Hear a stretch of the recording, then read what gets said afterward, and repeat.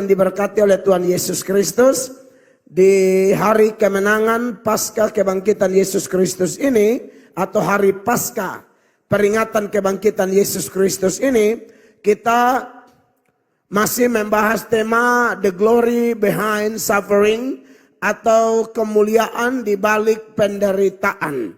Dan menarik, semua nats yang dipakai dalam membahas tema ini sebenarnya adalah nats yang memunculkan tema ini. Jadi sudah saya jelaskan dari awal pembahasan tema ini bahwa nats baik tema maupun isi khotbah itu harus muncul dari dalam keluar, begitu.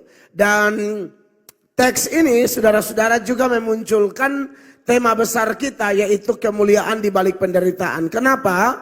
Karena latar belakang dari Petrus menerima surat ini, atau lebih tepatnya alamat dari surat ini atau penerima surat ini adalah orang-orang Kristen yang pada waktu itu mengalami penderitaan yang sangat luar biasa.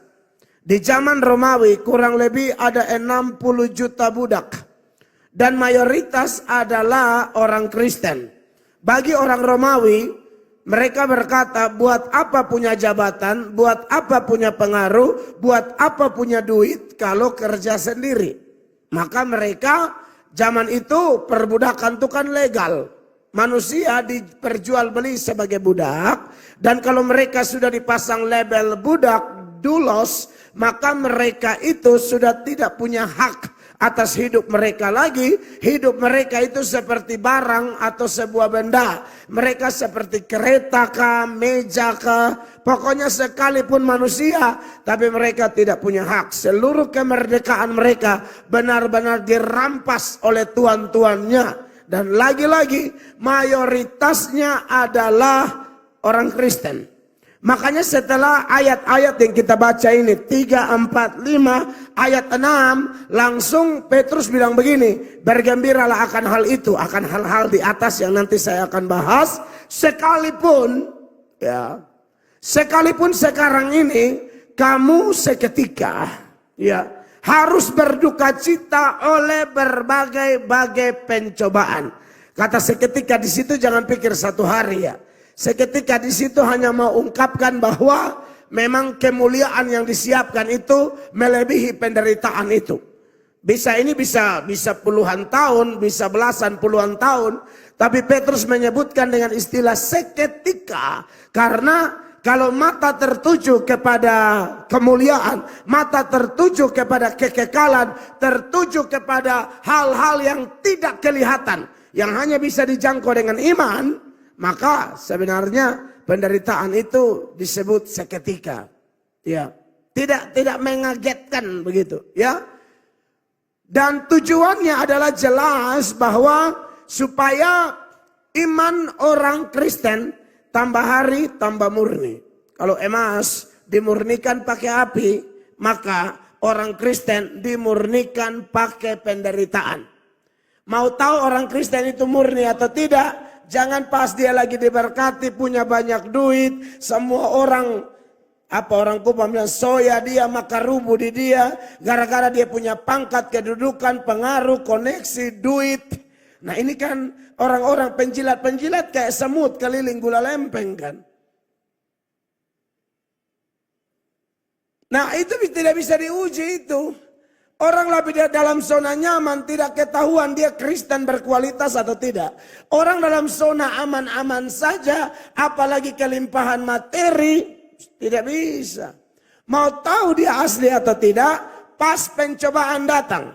Petrus sebagai penulis pernah mengalami ini. Saat semuanya baik-baik saja, mengiring Kristus yang begitu viral waktu itu, menyedot simpati massa dari kiri kanan muka belakang karena mujizat-mujizat, perkara-perkara spektakuler, perkara-perkara supranatural yang Yesus lakukan. Mau tidak mau, ring satunya Kristus kecipratan popularitas, kecipratan nama dan lain sebagainya.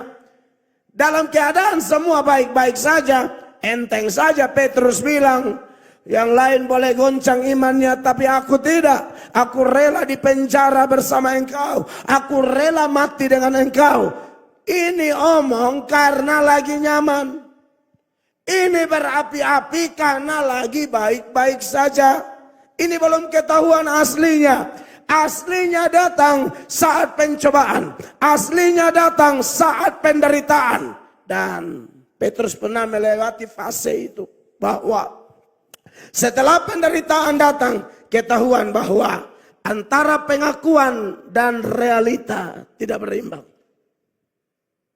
Maka dari itu saudara-saudara, setelah dia bertobat, dia tulis ini. Setelah dia mengalami banyak penderitaan dan oleh ilham roh, ya, oleh ilham roh yang dibarengi dengan perubahan hidup. Tidak mungkin roh mengilhamkan kepada orang yang tidak bertobat. Dia mau pakai demi kepentingan kerajaannya. Tidak mungkin dia pakai orang asal-asalan. Nah ini Petrus tulis itu. Maka di ayat 7 Petrus bilang begini, sama-sama baca. 1, 2, 3. Maksud semuanya itu, penderitaan-penderitaan itu, ialah untuk membuktikan kemurnian imanmu yang jauh lebih tinggi nilainya daripada emas yang fana yang diuji kemurniannya dengan api. Untuk mau tahu kemurnian emas dibakar.